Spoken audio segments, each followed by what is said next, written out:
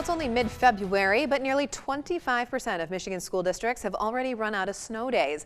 That's due to a combination of bad weather and issues related to safety and staffing because of COVID-19. As our Capitol correspondent Tim Skubic reports, school advocates want lawmakers to update the rules to reflect these new challenges.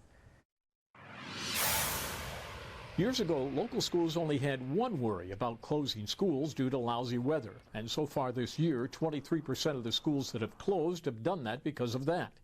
However, now schools have other issues. 34% of the school closings now due to COVID issues.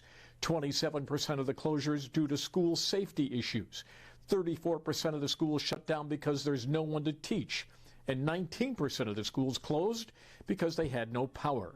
Now, a broad coalition of education groups are negotiating with lawmakers to change the so-called 75% rule.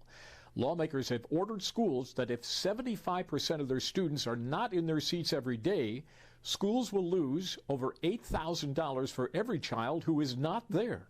They face financial penalties, which would eat into the money available to provide wraparound services and summer programming, as well as hiring new staff, or they would extend their school year into the summer. To avoid these financial penalties, some school administrators are doing this. District leaders make the tough call of, we can't meet the threshold today. We're going to cancel. Educators are willing to compromise on the 75% rule, whereby they might extend the school year or reduce the number of days or hours that kids are required to be in the classroom. Anything to avoid the financial hit. We've had a lot of very productive conversations with lawmakers, both sides of the aisle, both chambers, about how they understand the pressure that 75% attendance threshold is placing on schools when they make these decisions.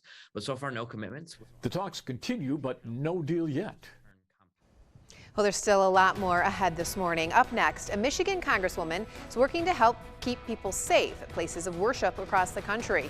We'll head to D.C., where she held a hearing this week with a speaker with ties to Lansing. Stay with us.